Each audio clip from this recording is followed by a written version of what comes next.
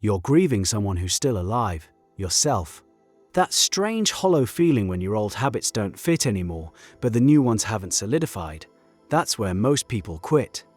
And quitting here costs more than starting over, because you've already paid the price of disruption and you're about to walk away empty-handed.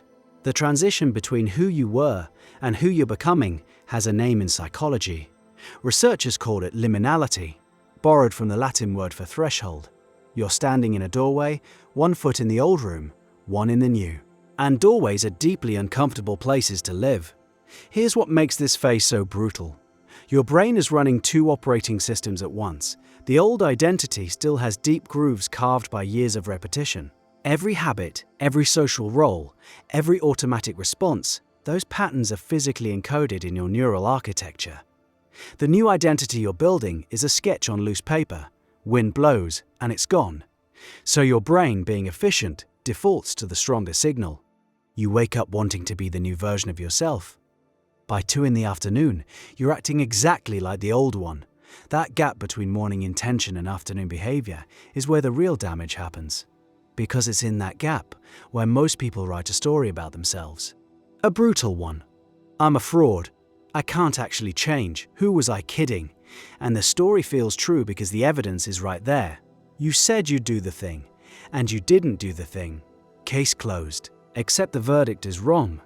The evidence is real, but the conclusion skips about 40 steps of how identity actually forms. Behavioral scientists have studied identity change in people going through major life transitions. Career shifts, recovery from addiction, religious conversion, immigration. The pattern is consistent across all of them. There's a phase researchers describe as identity limbo, where the person reports feeling like they belong nowhere. The old group sees them as a traitor, the new group sees them as a tourist. And internally, they can't answer the question, "Who am I?" without contradicting themselves within the same sentence. This phase lasts longer than anyone warns you about. So, what does the research say about who makes it through? The answer is counterintuitive.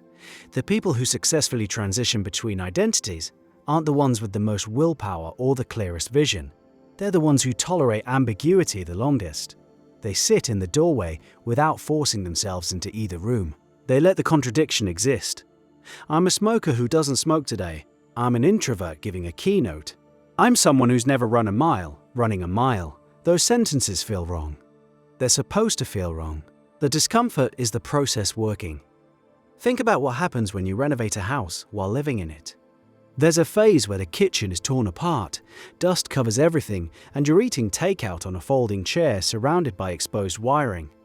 Every single part of you wants to either rush the contractors or move back to the way it was. The people who end up with the kitchen they actually wanted are the ones who kept living in the mess. They didn't pretend the mess was comfortable. They just refused to let discomfort make the decision for them. Your identity works the same way.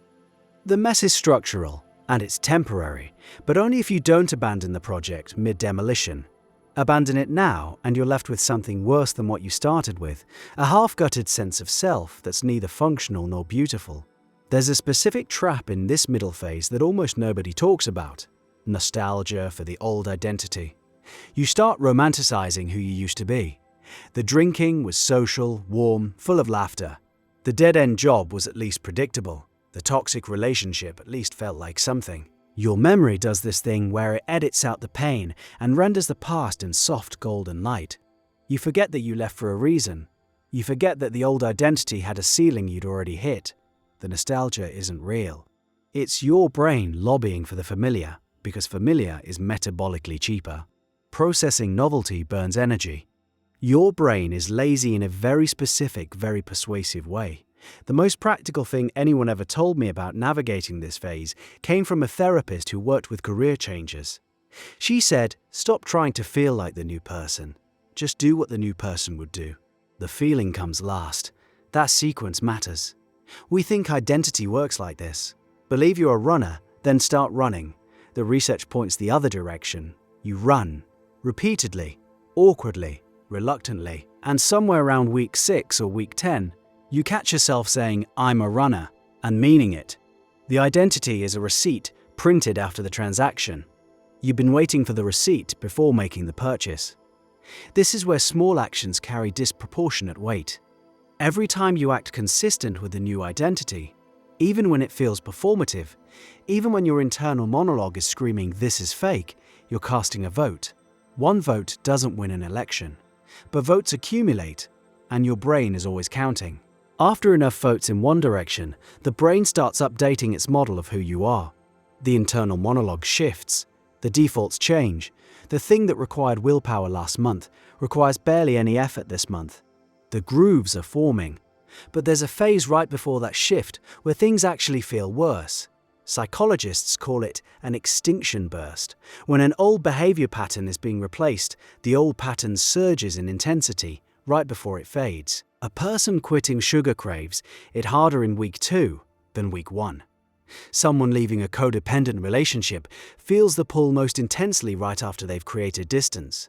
The extinction burst is the old identity making its last stand, throwing everything it has at the wall. And because the surge is so intense, most people interpret it as proof that they're failing. They read the increased resistance as a signal that they're going the wrong direction. The opposite is true. The resistance spikes because the old pattern is losing its grip. You're closest to breakthrough in the moment that feels most like breakdown. Here's what nobody prepares you for about the other side. When you finally arrive in the new identity, it doesn't feel like victory. It feels quiet, ordinary. You expected fireworks, and instead you got Tuesday. You're just the person now. The drama of the transition fades so completely that you almost can't remember what the fuss was about. That's the weird tax of successful identity change. The destination, once reached, feels like it was always yours. The struggle evaporates from memory, the same way your brain edits out the pain of the old identity. You end up on the other side wondering why everyone else is still stuck. They're stuck in the doorway, the same doorway you stood in.